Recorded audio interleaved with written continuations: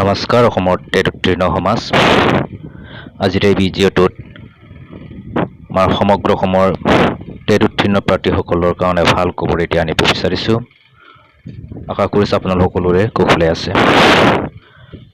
আজি অসম চৰকাৰ শিক্ষা বিভাগৰ ফালৰ পৰা বিশেষভাৱে সক্ষম লোক অৰ্থাৎ PWD হেণ্ডিকেপ লোকসকলক টেট উত্তীৰ্ণ PWD কেণ্ডিডেটসকলক আজি নিযুক্তি পত্ৰ বিতৰণ কৰা হয়। এই নিযুক্তি পত্ৰ বিতৰণ কৰি শিক্ষামন্ত্ৰী ডক্টৰ তনজ পেগুৱে বৰ্তমান নিযুক্তি লাভ নকৰা প্ৰাৰ্থীসকলৰ কাৰণে এক প্ৰকাৰ অনাগত সময়ত নিযুক্তিৰ ইংগিত প্ৰদান কৰিছে।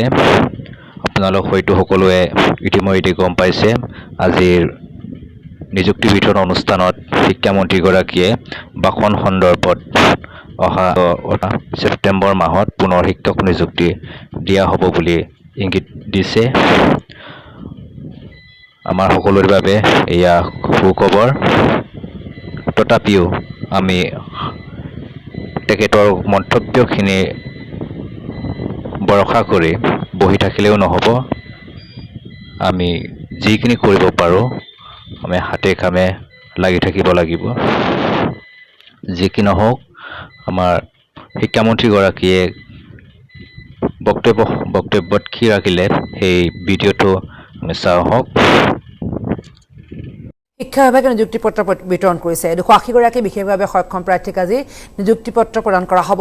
নিম্ন আৰু উচ্চ প্ৰাথমিক বিদ্যালয়ৰ শিক্ষক নিযুক্তি পত্ৰ এয়া শিক্ষামন্ত্ৰী তনজ পেগুৱে প্ৰদান কৰিছে নিযুক্তি পত্ৰ।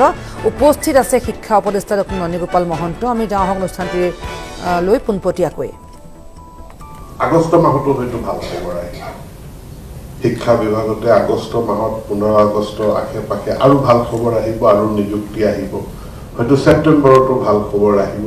তো এনেকৈ অবিৰতভাৱে আমি 1 লাখ নিযুক্তি সম্পূৰ্ণ কৰিম আৰু এই মিছনত সফলতাৰে আগবঢ়াৰ কাৰণে মাননীয় মুখ্যমন্ত্ৰী ডাঙৰীয়াক মই পুনৰবাৰ আজি এইখন মঞ্চৰ পৰা তেখেতক ধন্যবাদ জ্ঞাপন কৰিছোঁ, লগতে অভিনন্দনো মই জ্ঞাপন কৰিছোঁ সফলতাৰ কাৰণে।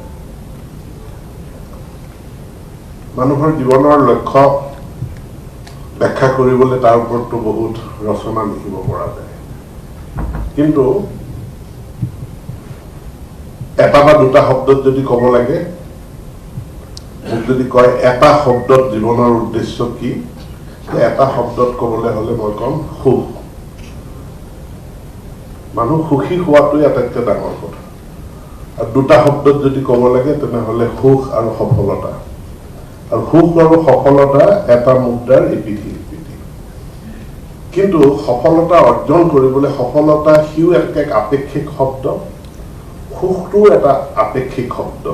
তাক এবছলিউট টাৰ্মত পৰম অৰ্থত তাক ব্যৱহাৰ কৰিব বা বুজিবও পৰা নাযায়। ই